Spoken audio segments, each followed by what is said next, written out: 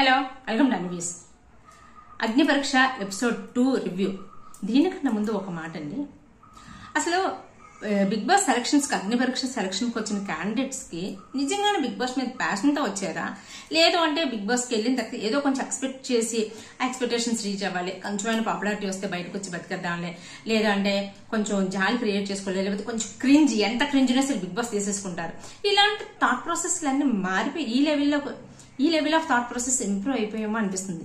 వీళ్ళందరినీ చూస్తుంటే అదే కొంతమంది ఎక్కడో, కానీ చాలా మంది ఎవరైనా సరే బిగ్ బాస్ థీమ్ నచ్చింది, బిగ్ బాస్ అంటే చాలా ఇష్టం, కమ్యూనికేషన్ లేకుండా ఫ్యామిలీకి దూరంగా ఒక హౌస్ లోని జైలు లాంటి హౌస్ లో బంధించేసి మమ్మల్ని ఫుడ్ గురించి ఫైట్ చేయాలి, పడుకోవడానికి ఫైట్ చేయాలి, స్నానానికి ఫైట్ చేయాలి, నీళ్ళ కోసం ఫైట్ చేయాలి, ఒక సర్వైవల్ మూమెంట్ అది. సో దాన్ని ఎంజాయ్ చేయడానికి అది ఎలా ఉంటుందో చూడడానికి వెళ్ళాలి అనుకున్నా అని చెప్పిన వాళ్ళు ఎవరు కనబడలే. ఎప్పుడైతే మనం ఏ సిచ్యువేషన్ లోకి వెళ్తున్నామో, ఏదో ఎడ్యుకేషన్ అవ్వనివ్వండి, ఆడుకోవడం అవ్వనివ్వండి, లేకపోతే whatever it is, Bigg Boss అవ్వనివ్వండి, దాని మీద ఉన్న ప్యాషన్ తో బయట లోపలికి వెళ్తే అక్కడ ఉన్న నీ ఒరిజినాలిటీ బయటకు వస్తుంది. సో ఆ ప్యాషన్ తోనే అక్కడ నీకు మంచి సబ్జెక్ట్ కంటెంట్ ఇవ్వగలుగుతాం. అంతే తప్ప ఏదో క్రింజ్ తో ఒక క్రింజ్ కొంతమంది వచ్చారు, నిజంగా క్రింజ్ పరాగాష్ట. ఎపిసోడ్ 2 లోని కొంతమంది ఆనిముత్యాలు వస్తే, కొంతమంది అసలు వీళ్ళు ఎందుకు వచ్చారా నాయన ఎపిసోడ్ 2 చూడడానికి కూడా చాలా కష్టమైపోయింది. అలాంటి వాళ్ళు వీళ్ళేంటంటే క్రింజ్ ఉంటే తీసేసుకుంటారు, మనం ధర్నాలు చేస్తే తీసేసుకుంటారు, మనం పెద్ద పెద్ద నోరు వేసుకున్న పడిపోతే తీసేసుకుంటారు. ఇలాంటి ఆలోచనలు పెరుగుతున్నాయి చూడండి, అది అస్సలు బాలేదు. బట్ కొంతమంది మనీష్ గారు లాంటి వాళ్ళు వచ్చారు చూడండి, ఇలాంటి వాళ్ళు వస్తే బిగ్ బాస్ షో స్టాండర్డ్ ఒక లెవెల్కి పెరుగుతుంది అనిపించింది నాకైతే. చూడండి, ఇన్ని సీజన్స్ లో కూడా చూసుకుంటే అభిజిత్ గురించి, అభిజిత్ లాంటి క్యాండిడేట్ రాలేదు, అభిజిత్ లాంటి క్యాండిడేట్ వస్తే సూపర్ గా ఉంటది అని అనుకుంటున్నాం కదా. అదే అంటే ఎందుకని ఆ స్టాండర్డ్ వాళ్ళ వల్ల బిగ్ బాస్ స్టాండర్డ్ అనేది పెరిగింది. వాళ్ళ ఆలోచన విధానం కొత్తగా ఉంటది, దాని మీద ఉన్న ప్యాషన్. సో ఏదో ఇవ్వాలి, ఏదో కంటెంట్ ఇవ్వాలని ఇవ్వరు వాళ్ళు, వాళ్ళ ఆలోచనలే కొత్తగా ఉంటాయి. సో తన వీడియోలోకి వెళ్తే ఫస్ట్ మనకి ఎపిసోడ్ 2 చూస్తే, ఎపిసోడ్ 1 కన్నా ఎపిసోడ్ 2 అయితే నాకు బెటర్ గా అనిపించిందండి జడ్జ్మెంట్ లో. అంటే కొంతమందిని ఎపిసోడ్ 2 లో ఇచ్చిన గ్రీన్స్ లోని వాళ్ళకి ఇంకొక రౌండ్ పెట్టి సెలెక్ట్ చేయవలసిందేమో అనిపించింది, ప్రసన్న కుమార్ కాదు. సో ఇక్కడికి వచ్చేసరికి ఎపిసోడ్ 2 లోని 11 మెంబర్స్ లో ఇద్దరికి గ్రీన్ అంటే డైరెక్ట్ గా టాప్ 15 లో సెలెక్ట్ చేశారు. ముగ్గురిని ఎలిమినేట్ చేసి పాడేశారు, ముగ్గురిని. మిగతా 6 మొత్తం 11 మెంబర్స్ గా మిగతా 6 హోల్డ్ లో పెట్టారు. అందులో ఫస్ట్ పర్సన్ డెమన్ పవన్, ఇతని పేరు ఒరిజినల్ పేరు పవన్, జమాన్ అని యాడ్ చేసుకున్నారు. సో ఈయన చూడడానికి చాలా క్యూట్ గా ఉన్నాడు, చాలా బబ్లీగా ఉన్నాడు, ఫిజికల్ గా స్ట్రాంగ్ ఉన్నాడు, మెంటల్ గా కూడా చాలా స్టేబుల్ గా కనిపిస్తున్నాడు. తన స్కిల్స్ చూపించుకోవడానికి ప్రొయాక్టివ్ గా ఉన్నాడు, తను కమ్యూనికేషన్ బాగుంది, కామెంట్ కంపోజర్ లా ఉన్నాడు. అంతేగాని తన వరకు ఏదైనా వస్తే ఊరుకునేటట్టు కూడా కనబట్టలేదు. బిగ్ బాస్ హౌస్ లోకి వెళ్ళడానికి ఒక క్యాండిడేట్ ఉండవలసిన లక్షణాలన్నీ అబ్బాయిలో కనిపించాయి. అందుకే ఇమీడియట్ గా జడ్జెస్ గ్రీన్ ఇచ్చేశారు. ఇచ్చి తీరాల్సింది, ఎవరికైనా సరే నచ్చి తీరుతారు. ఇతని తర్వాత వచ్చింది దమ్ము శ్రీజ. అసలు వచ్చిందేంటి గోల మాట్లాడుతున్నా, అంటే గోల అంటే ఒకనొక టైంలో జడ్జి బిందుమాధవి, నీ మాటలు వినలేకపోతున్నాం, చాలా క్రింజ్ అనిపిస్తుంది, తట్టుకోలేకపోతున్నాం, ఆపేస్తే బాగుండు, అంత రోత పుట్టిస్తుంది అన్నట్టుగా చెప్పింది. టాక్టినెస్ వేరు, మాట్లాడడం వేరు, అవతల వాళ్ళకి చిరాకు పెట్టేటట్టు మాట్లాడడం వేరు. సో ఇదే మాట్లాడుకుంటే నెక్స్ట్ ఇంకొక అమ్మాయి వచ్చింది, అది టాక్టివ్నెస్ అంటే అనిపించింది. సో ఈ అమ్మాయి మాటలతో అవతల వాళ్ళని చిరాకు పెట్టేస్తుంది. ఎందుకు తీసుకోవాలి నేను బిగ్ బాస్ కంటే, ఎందుకు తీసుకోకూడదు నన్ను బిగ్ బాస్ కి అని. ఎందుకు తీసుకోకూడదు అని కాదు, ఎందుకు తీసుకోవాలి అని అడిగినప్పుడు నీలో ఉన్న టాలెంట్ చూపించాలి, లేకపోతే నీలో ఉన్న ఇవి నేను ఇలా చేస్తాను అలా చేస్తానని చెప్పాలి. అంతే తప్ప చెప్పినవి చాలా ఎక్కువైపోయిందేమో అనిపించింది. నా వల్ల టీఆర్పీ పెరుగుతుంది అంటే బిగ్ బాస్ ఆఫర్ చేస్తున్నారు అనమాట, నాలాంటి క్యాండిడేట్ మిస్ చేసుకోకండి మీరు అని చెప్పేసి. సో ఆ టైంలో నిజంగా ఇక్కడ ఒక మాట చెప్పాలండి, వచ్చిన వాళ్ళందరూ అభిజిత్ ని ఎందుకు టార్గెట్ చేస్తున్నారు అర్థం కావట్లేదు. అభిజిత్ ని టార్గెట్ చేసి అభిజిత్ నే అంటే వీళ్ళు ఇంకా బాగా అంటే చాలా స్ట్రాంగ్ క్యాండిడేట్స్ అని అనుకుంటామనేమో. సో ఇక్కడ ఈమె కూడా నిన్న ఎపిసోడ్ లో చేసిన వాళ్ళు కూడా అభిజిత్ గురించి నెగిటివ్ గా మాట్లాడారు. ఈమె కూడా మీరు స్మార్ట్ గా ఆడతారేమో, నేను స్మార్ట్ అండ్ ఫిజికల్ గా ఆడతాను, మీలో పక్కన కూర్చొని కాదు, ఇలా మాట్లాడారు. ఈమె మాట్లాడుతుంటే ఈ అభిజిత్ గారి ఫేస్ చూడాలి నిజంగా, ఎప్పుడు ఎలిమినేట్ చేసి పక్కన పడేద్దామా అని అడుగు పెట్టారు. అభిజిత్ రెడ్డి ఇచ్చేశారు, బిందుమాధవి రెడ్డి ఇచ్చేశారు, ఒక్క నవదీప్ మాత్రం గ్రీన్ ఇచ్చారు. చూద్దాం ఏదైనా ఇంకా ఎక్స్ట్రా ఏమైనా ఉందేమో నెక్స్ట్ రౌండ్ లో చూద్దాము అని చెప్పి ఇచ్చారు. నిజంగా చెప్తున్నా అండి, అసలు ఇలాంటి వాళ్ళు వెళ్తే బిగ్ బాస్ కొన్ని సీజన్స్ లో వరుసగా నాకు తెలిసి 1 to 6, 1 to 5 సీజన్స్ లో ఫస్ట్ ఒక 2-3 వీక్స్ లో ఎలిమినేట్ అయిపోయిన వాళ్ళందరూ కూడా నోరు వేసుకొని పడిపోయిన వాళ్ళే. ఆ నోరుకు అదుపు లేకుండా నోరు వేసుకొని పడిపోయిన వాళ్ళే ఫస్ట్ 2-3 వీక్స్ లోనే తట్టబుట్ట సర్దుకొని వెళ్ళిపోయారు. సో ఇలాంటి వాళ్ళు ఏంటంటే అరుస్తూనే ఉంటారు, గోల్ చేస్తూనే ఉంటారు, ప్రతి దానికి గొడవ పెట్టాలని అనుకుంటారు. బిగ్ బాస్ కి కొంచెం మసాలా కావాలి, కానీ ఇంత గౌరవమైన మసాలా అక్కర్లేదు. దానివల్ల వీళ్ళకి ఎఫెక్ట్, పక్కన ఉన్న వాళ్ళకి కూడా ఎఫెక్టే. సో అది నెక్స్ట్ ఊర్మిళ చౌహాన్. ఈ అమ్మాయి మోడలింగ్ చూడడానికి చాలా చక్కగా ఉంది. ఏం చెప్పినా సరే మోడలింగ్ చేస్తున్నట్టే చేసింది. చాలా కొంచెం సెన్సిటివ్ గా అనిపించింది. సో జడ్జెస్ కూడా అందే అనిపించింది. బట్ అయితే ఈ అమ్మాయికి 2 రెడ్లు పడ్డాయి, ఒక గ్రీన్ పట్టింది, హోల్లో పెట్టారు. మేబీ తను బాగా సెన్సిటివ్ గా అనిపిస్తున్నారు. సస్టైన్ అవుతారా అవరా అనేది అయితే నాకైతే డౌటే. నెక్స్ట్ శాస్త్రి గారు ఏంటంటే నాకు ఆయన కాన్సెప్టే అర్థం కాలేదు. అసలు ఏదో విగ్ పెట్టుకున్నారు, ఎల్లో కలర్ విగ్ పెట్టుకున్నారు, ఎల్లో కలర్ డ్రెస్ వేసుకున్నారు, బ్లూ కలర్ ఐ షేడ్, ఏంటంటే రకరకాలుగా తయారయ్యారు. ఒక డ్రాగన్ కాన్సెప్ట్ తీసుకొచ్చారు. స్త్రీ తత్వం అంటారు, కానీ నేను మగాడిని అంటారు. నా మనసు స్త్రీ తత్వం అంటారు, నేను ఫిజికల్ గా మగాడిని అంటారు. ఎవరికి తెలియని ఒక డ్రాగన్ కాన్సెప్ట్ ని అందరికి ఎడ్యుకేట్ చేయడానికి బిగ్ బాస్కి వచ్చానంటారు. అదేదో పాట పాడారు, అసలు అట్రాక్టివ్ గా లేదు. మాట్లాడే అట్రాక్టివ్ గా లేవు. ఆయన చెప్పిన కంటెంట్ కాన్సెప్ట్ అట్రాక్టివ్ అని కాదు. ఆ కాన్సెప్ట్ ని ఎడ్యుకేట్ చేయాలి అంటే బిగ్ బాస్ హౌస్ లోకి వచ్చింది ఎవరికి ఎడ్యుకేట్ చేస్తారు, ఎవరు వింటారు చెప్పండి?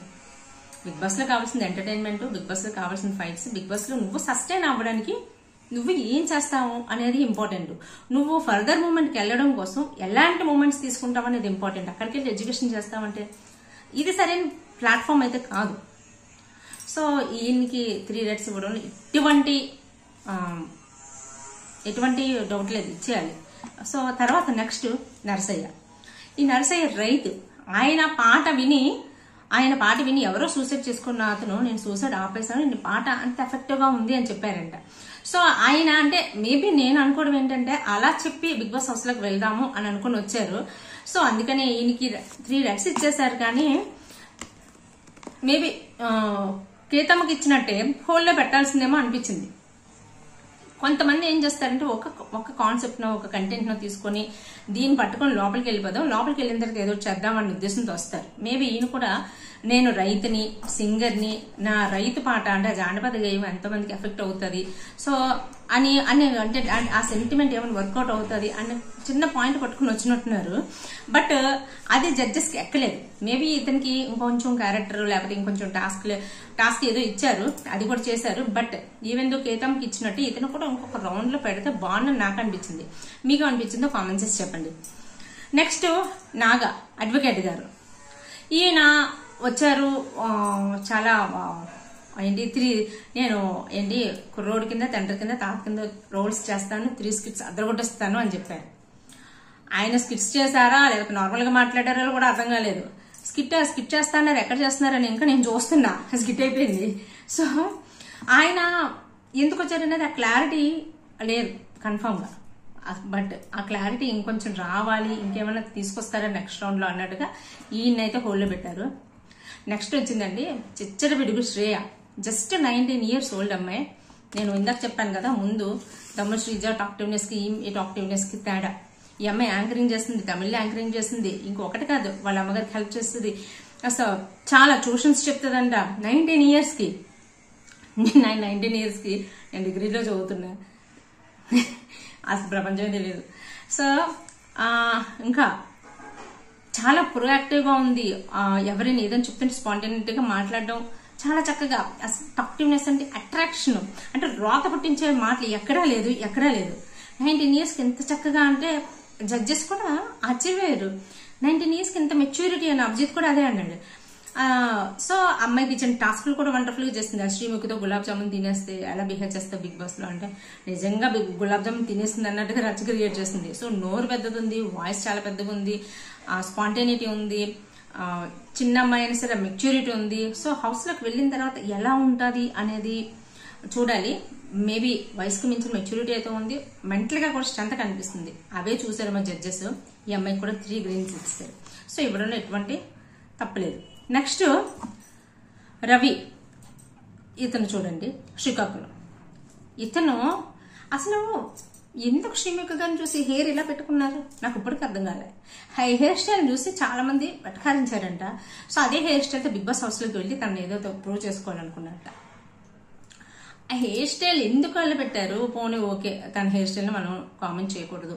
బట్ ఎప్పుడైతే ఆడవాళ్ళ గురించి ఇతను గ్రూప్ డిస్కషన్ అయినప్పుడు కూడా ఆడవాళ్ళ గురించి చాలా తక్కువ చేసి మాట్లాడారంట. సో ఆడవాళ్ళు గొప్ప కాదు అని చెప్పేసి ఒకటి జస్ట్ ఆ చీర కట్టుకుని నడుస్తూ ర్యాంప్ వాక్ చేస్తూ ఆడవాళ్ళు గొప్ప అని చెప్పు అంటే మాట వరుస కూడా చెప్పలేకపోతున్నావు. క్రింజ్ పరాగాష్ట ఇతను చూస్తే నాకైతే. ఆడవాళ్ళు జస్ట్ ప్రెగ్నెన్సీ టైంలోనే నొప్పులు పడతారు ఒక హాఫ్ అన్ అవర్, దాని గురించి ఆడవాళ్ళు గొప్పలు అవుతారు. మగవాళ్ళు పేరు చచ్చిపోతే బాధ, గర్ల్ ఫ్రెండ్ వదిలేస్తే బాధ, భార్య చచ్చిపోతే బాధ, ఇన్ని బాధల్ని ఎన్నో పురుటి నొప్పులతో సమానం అంట.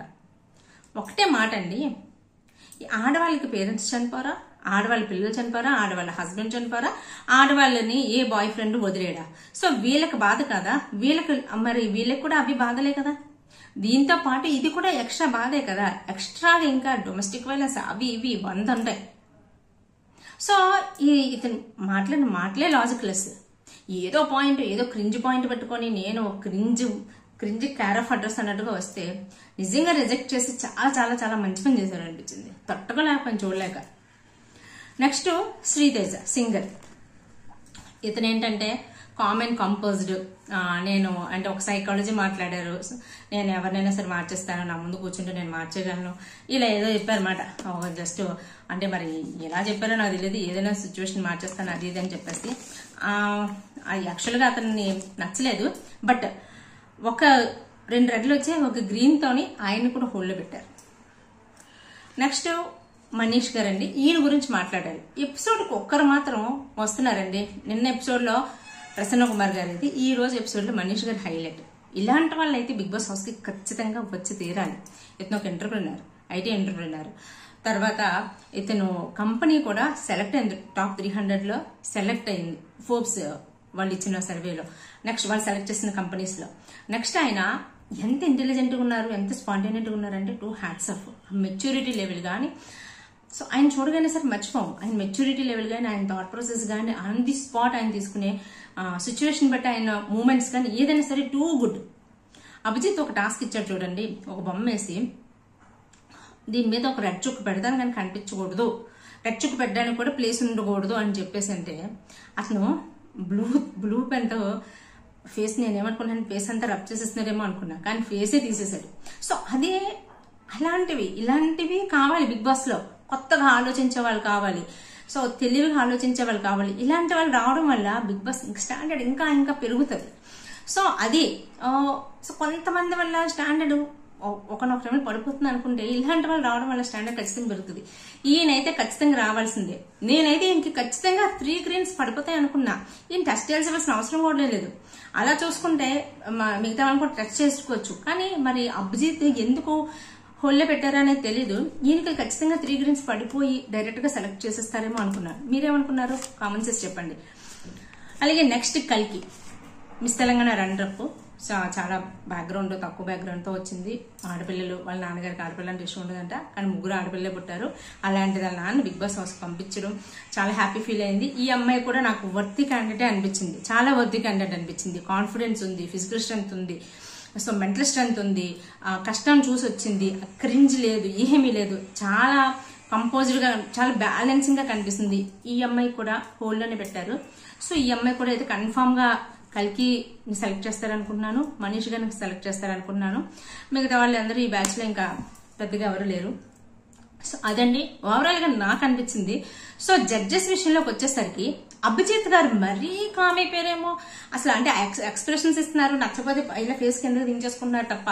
నవదీప్ గారిని చూస్తే నిజంగా ఈయన క్యాండిడేట్ తో మాట్లాడడం, నువ్వేమనుకుంటున్నావు నాకు అర్థం కాలేదు, ఓకే ఐ గాట్ ఇట్, నాకు ఇప్పుడు అర్థమైంది అని ఇలా చెప్పడం, దానివల్ల నాకు నచ్చట్లేదు, నీది పక్కన పెట్టే, నీ కాన్సెప్ట్ నాకు నచ్చట్లేదు, నాకు క్లారిటీ లేదు, ఇలా చెప్పడం. అభిజిత్ గారు ఎపిసోడ్ అంతా కలిపి 3-4 మాటలు మాట్లాడుతున్నారేమో. ఆయన ఇంకొంచెం మాట్లాడి ఇంకొంచెం ఓపెన్ అప్ అయితే ఇంకా బాగుంటుందని నాకు అనిపిస్తుంది. మీకేమనిపిస్తుంది అది కూడా కామెంట్ చేసి చెప్పండి. వీడియో మీకు నచ్చిందా అయితే లైక్ చేసి షేర్ చేయండి, ఛానల్ సబ్స్క్రైబ్ చేసి మర్చిపోద్దు. Take care, bye by.